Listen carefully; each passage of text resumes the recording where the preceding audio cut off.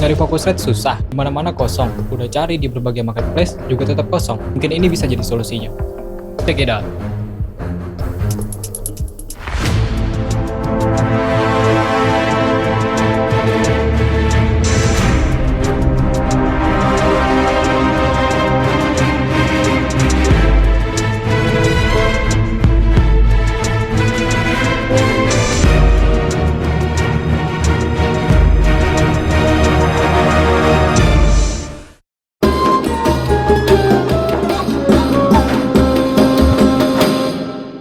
Halo, balik lagi di SP Project. Di awal udah jelas, kita udah lihat show-off-nya dari si interface ini, MIDI Plus Studio Series. Tepatnya yang sedang ada di sini yaitu MIDI Plus dengan tipe Studio S. Langsung aja untuk penilaian gue terhadap produk ini di awal dengan harga segitu, menurut gue oke banget karena ini interface udah full metal, ya, full metal, berat. Nggak berat-berat banget, standar, dan kokoh gitu kelihatannya. Dengan harga 1 jutaan dapat sound card full metal, ya, nggak kaleng-kaleng lah, nggak plastik-plastikan, ini full metal. Paling kalau misalkan kayak Potensio ataupun XLR in ataupun TRS in, dia masih ada plastik-plastiknya. Dan kemudian sayangnya di belakangnya ini USB, dia masih menggunakan USB tipe lama yang biasa buat printer itu. Kalau banyak developer atau banyak pengembang hardware interface yang kekinian itu menggunakan USB Type-C, dia masih menggunakan USB tipe lama. Oke, it's okay, no problem. Yang jelas, seenggaknya dia masih bisa dihubungkan aja di komputer. Itu nggak masalah. Mau dia pakai USB Type-C, USB Type-O, Type-B, ya suka-suka lah.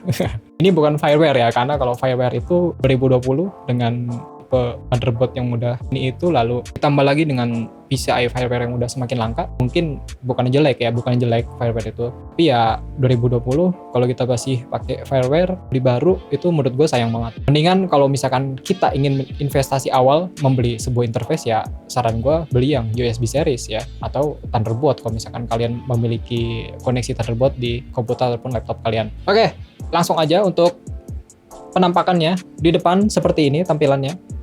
Dia ada satu buah XLR ya, XLR in, bukan combo jack ya.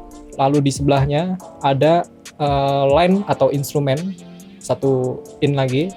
Di depan lagi ada satu buah headphone jack untuk satu buah headphone. Di belakang sudah jelas ada koneksi untuk ke komputer via USB, dan ada 2 buah output menggunakan jack TRS dan tidak disediakan MIDI port. Mungkin ada beberapa orang yang masih menggunakan MIDI port untuk mengkoneksikan MIDI controllernya ke interface, dan ada juga yang tidak menggunakannya. It's okay, no problem. Nah, sekarang gue jelasin dulu di depannya nih. Seperti yang tadi udah jelasin, di depan ini ada XLR. Sayang banget dia masih XLR doang, bukan XLR combo jack, jadi nggak bisa main gitar joinan gitu. Lalu di sini ada Potensio gain ya, trim gain untuk si XLR in-nya. Tersedia phantom power, ya sudah jelas rata-rata shortcut zaman sekarang udah ada phantom powernya buat ngangkat kondenser atau buat nyalain kondenser. Di sebelahnya lagi ada tombol untuk mengaktifkan pilihan antara direct monitoring stereo atau mono. Kemudian di sebelahnya ada line instrumen, bisa pakai line atau instrumen karena di sini ada fiturnya, ini ada tombolnya untuk pilih line atau instrumen. Lalu ada trim gain-nya atau buat ngangkat gain dari si channel 2 ini. Lalu di sini ada metering untuk output ya, untuk output dari belakang ke speaker atau dari headphone gitu. Di sini ada. Lalu ada pilihan host atau direct monitoring di sini. Di sini ada monitoring knob dan headphone knob. Terpisah jadinya nih, antara monitor dan headphone knob dia terpisah. Jadi kita bisa memilih seberapa besar volumenya antara headphone dan speaker. Kalau misalkan pakai Evo 4 kan nyatu, dan Focusrite Solo itu juga dia juga nyatu antara headphone sama depannya. Itu mungkin nggak enak banget gitu kalau misalkan punya setup yang agak sedikit lengkap. Nah, untuk direct monitoringnya di sini ya. Kalau misalkan lu tekan ya atau diaktifkan, maka si direct monitornya ini bekerja yang dari inputnya aja gitu. Kalau misalkan inputnya ada suara, dia ada suaranya, dan suara hostnya itu atau suara dari DAW itu nggak keluar ketika kalian tekan direct monitoringnya. Jadi kalau misalkan ada kendala, Mas, kenapa suara DAW saya nggak kedengeran di MIDI Plus? Ya mungkin direct monitornya ketekan ya. Nanti bisa dilepas aja sampai lampunya mati, karena kalau misalkan dinyalain, dipencet gitu, dan nanti nyala. Ada lampu-lampunya, bling-bling-bling pokoknya soundcard ini, banyak LED-nya. Nah, kemudian di knobnya ini ya salah satu menurut gue salah satu sebuah gebrakan baru di soundcard murah. Jadi di knobnya ini ada LED-nya. Ya.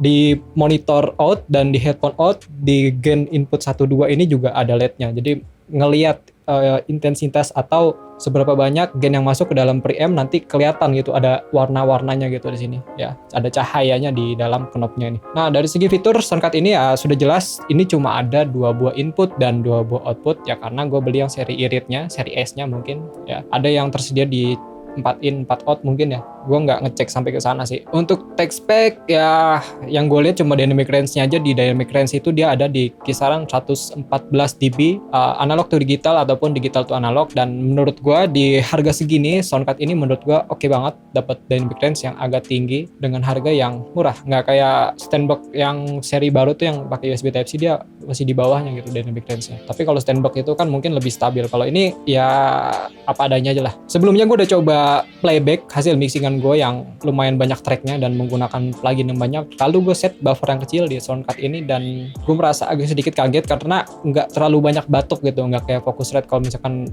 contoh gue ngeset buffer di 192 gitu ya, gue pasang banyak plugin di dropout yang minimum di Studio One, itu kalau pakai Focusrite cetak gitu, banyak batuknya. Tapi kalau pakai ini nggak terlalu banyak walaupun masih batuk, nggak kayak Steinberg. Kalau Steinberg itu memang lebih stabil ya engine-nya ya, karena sudah jelas beda soundcard pasti beda engine dan beda prosesnya juga. Gue udah sempet nyobain ini ya, soundcard ini buat ngegitaran gitu, buat ngisi dubbing gitu.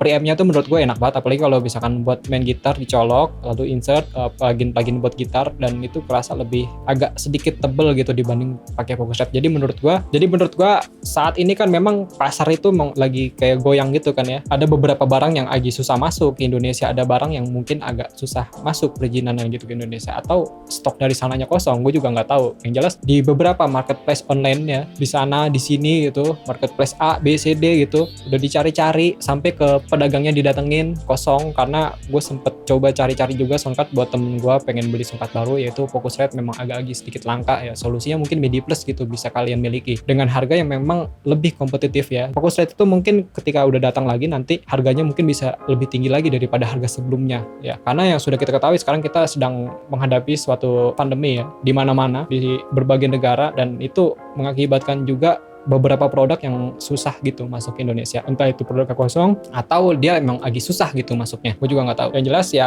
MIDI Plus ini menurut gue ya rekomen lah. Kalau misalkan kalian nyari soundcard ini nggak dapet, cari soundcard itu nggak dapet, ya cari aja yang ada aja gitu, yang udah ada di pasar, lalu kita lihat-lihat di YouTube ataupun di website beberapa review. Kalau misalkan itu bagus ya beli aja, nggak apa-apa. Jadi nggak usah terlalu banyak milih-milih nunggu soundcardnya ada, nanti nggak punya soundcard barunya ya kan. Yang terakhir untuk segi harga, MIDI Plus ini ada di kisaran 1.699.000 kurang 1.000 jadi 1.700.000 ya. Kentang memang ya, itu namanya teknik marketing biar nggak nyerempet 1,7, padahal ya kalau misalkan kita beli online gitu sama ongkirnya 1,7 juga kan, ya nggak apa-apa lah, beda 1.000 tetap 1,6 dan masuk ke soundcard dengan kategori 1 jutaan terbaik menurut gua. Nah, kalau untuk positifnya itu yang pertama dynamic range-nya tinggi, itu yang pertama. Dengan harga segini kita dapat dynamic range yang tinggi. Gua udah nyobain buat ngisi dubbing, buat main gitar, ini low noise. Kemudian potensionya ini suatu inovatif banget, dia ada LED-nya di sini ya. Full fitur, dia menggunakan tombol ya, bukan toggle ya, kayak push switch gitu biasa, bukan yang tombol switch yang dipencet mendem gitu. Kalau itu cepat rusak kadang-kadang, karena gue punya soundcard yang kayak gitu, yang switchnya dipencet dia mendem gitu ya, kalau udah lama keresak-keresak. Kalau yang kayak gini seperti yang gue pakai sebelumnya, ada dia awet banget, nggak cepet rusak gitu. Kekurangannya cuma sedikit kalau menurut gua. Yang pertama ini kegedean. Ini kalau dibandingin sama Focusrite Solo itu ya, atau Focusrite yang 2i2 gitu. Memang kalau 2i2 itu agak panjang ya, cuman kalau dari segi dimensi, kalau 2i2 atau Solo paling cuma segininya gitu, kecil, dan yang Solo itu juga lebih kecil dan lebih ringan walaupun dengan body yang full metal. Lalu kekurangannya lagi di direct monitoring, sayang banget di direct monitoring ini ketika misalkan dipencet jelek gitu, cuma direct doang atau host doang. Ya ini USB portnya dia masih menggunakan tipe lama, bukan USB Type-C, karena mungkin ini suatu pendapat aja, ketika gue pakai soundcard USB Type-C, kalau misalkan dicolok ke smartphone itu dia lebih irit daya, nggak kayak soundcard dengan tipe yang kayak gini dicolok ke smartphone dia agak sedikit lebih boros, bukan boros banget, sedikit lebih boros. Itu aja sih kekurangannya menurut gue. Jadi menurut kalian apakah soundcard ini layak dibeli atau enggak? ya itu nanti balik lagi ke pilihan kalian. Ya udahlah, sekian dulu review singkatnya dari gua. Terima kasih buat teman-teman yang udah menonton video ini dari awal sampai dengan akhir. Sorry banget apabila ada kesalahan di dalam penjelasan di video ini yang masih samar-samar ataupun masih belum jelas. Thank you for watching this video. Goodbye.